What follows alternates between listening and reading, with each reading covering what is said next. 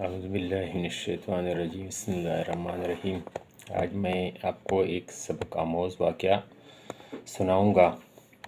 واقعہ کچھ اس طرح ہے کہ ایک عورت کی شادی ہوئی، گاؤں کے رہنے والی تھی اور اس کا خاوند بہت امیر تھا۔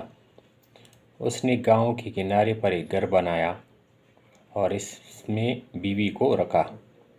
یہ دونوں میاں بیوی وہاں رہ رہے تھے اور کچھ جانور بھی گھر میں رکھے ہوئے تھے۔ دیہاتی علاقوں میں ہر گھر کے اندر کوئی نہ کوئی جانور ہوتا ہے۔ گائے، بھینس، بکری، گدھا، مرغا یا کتا، کچھ نہ کچھ ہوتا ہے۔ یہ دیہاتی زندگی کا فیچر ہے۔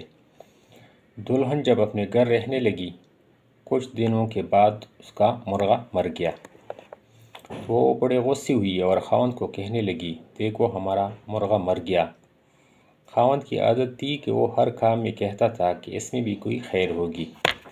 اس نے آگے سے کہا کہ اس میں بھی کوئی خیر ہوگی۔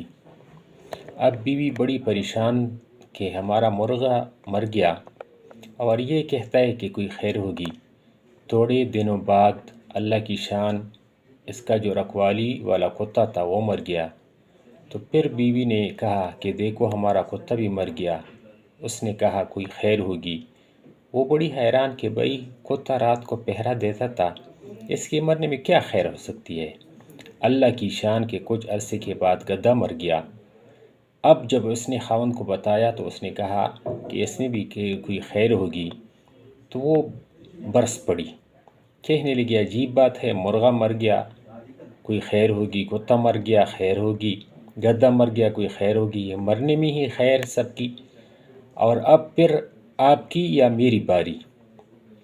آپ کو تو پتہ ہے جب عورتیں ماشاءاللہ بات کرنا شروع کرتی ہیں تو پھر کہاں کہاں کے ردیف قافیے ملا دیتی ہیں۔ وہ بیچارہ سن کر چپ کر گیا۔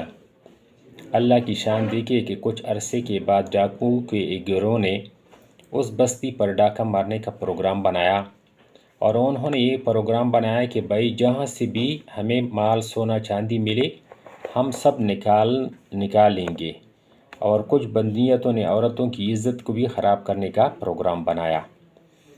سب گاؤں والے سوئے ہوئے تھے کہ اچانک ڈاکوؤں نے حملہ کیا۔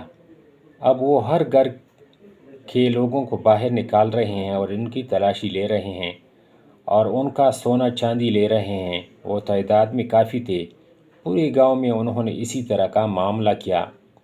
کتنی جگہوں سے مال لوٹا، کئی گھروں میں عزت لوٹی، مگر جو دلہا دلہن تھے ان کی طرف کوئی بھی نہ آیا۔ یہ آرام اور مزے سے رات کو سوتے رہے۔ صبح اٹھے تو گاؤں میں ہونے والی کارروائی کا پتہ چلا۔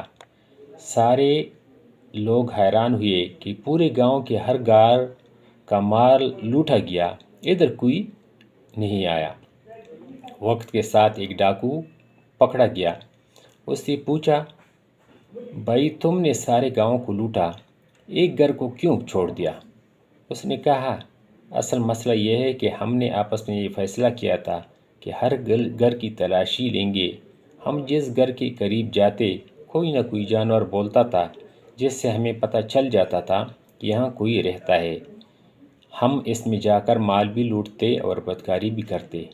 ایک گھر ایسا تھا کہ اس میں کسی جانور کے بولنے کی آواز نہ سنائی دی۔ ہم نے سوچا کہ یہاں کے لوگ بھاگ گئے ہیں یا یہاں کوئی رہتا ہی نہیں، چنانچہ وقت توڑا تھا اور ہم ادھر گئے ہی نہیں۔ اب بتاؤ، عورت سمجھ رہی ہے کہ جانوروں کے مرنے سے ہمارا نقصان ہو رہا ہے، اور جب حقیقت اس کے سامنے کھلی تو اب اللہ کا شکر ادا کر رہی ہے کہ اللہ آپ نے میرا مال بھی بچا لیا، میری عزت بھی اور آبرو بھی۔ تو اسی سے پتہ چلتا ہے کہ اللہ تعالیٰ کا ہر کام میں کوئی نہ کوئی حکمت ہوتا ہے۔